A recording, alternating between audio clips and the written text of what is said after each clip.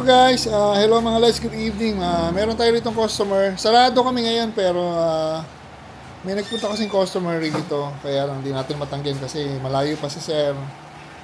Yamaha Aerox na version na S. Ito yung ABS model.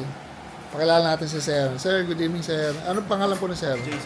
Jason Sir. Marin. Taga saan po? Sa Rosy Del Monte. Ay, parang ikaw Sir nagko-call Sir. Oo, kanina sir.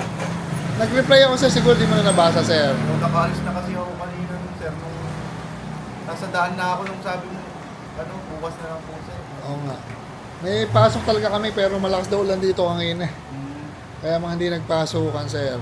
So, buti na lang pwede si Pat Sir. Saan mo po nalaman shop namin Sir? Sa Facebook lang po. Ano ko lang, naghahanap kasi ako ng busina talaga na Meron kapitan to Sir, yung may ABS. Pag wala kang bracket, meron kapitan yung Europa. Kasi masikip pagka dito lalagyan. Nakatama sa Facebook Sir. Yung page niyo po. Tapos naghahanap kasi ako ng busina tsaka dito. Yun. Baka may shoutout ka Sir. Wala lang. Sige Sir, thank you Sir ha. So, eto motor ni Sir, puti. Napakita natin na kinakabit ni Pat yung busina minamount. Pogi, ilawan mo nga, pogi. Pagka yung walang ABS, nakakapitan dito ng Europa yung isa. Pero pag may ABS, kailangan na meron kayong bracket. Meron kaming bracket dito para sa ayan o. Kailangan yung bracket. Ayan, yun yung bracket natin. Nakatornilyo doon, may special nut. Tapos dun sa isa, may tornilyohan doon ng stock. Ano ba yung butas ba doon? Butas lang o stock horn? Butas lang. Ayun o, yun. Pero may butas talaga yan. May butas talaga, tapos tutunog yan yung bolt and nut. Tapos ito na yung horn, dalawa. So yan, wala yung sayad. Malapit lang talaga.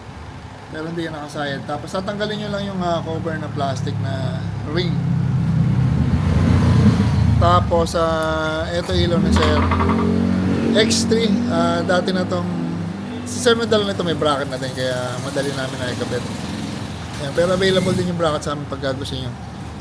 Tapos yung wiring nito, gusto ni Sir bumubusin na pag may horn pa kasi. Request yun ni Sir eh. Bumubusin na yung MDL. Sumasabay sa busina yung MDL.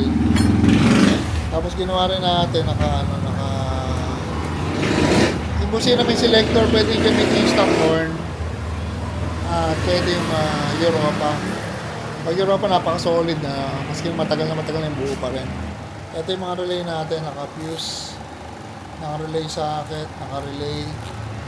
Mga naka-special terminal yan, parang ganito. Ayan. Yan.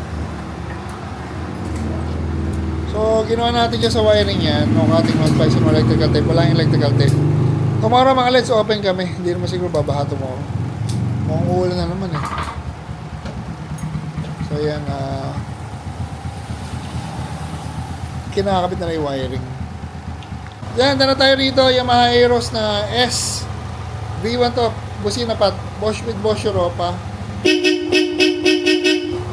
Tapos yung MDL ni Sir, okay na, kaya lang natapatan niya, may problema. Dala yan ni Sir, ayaw mag low, puro high. Ayan o.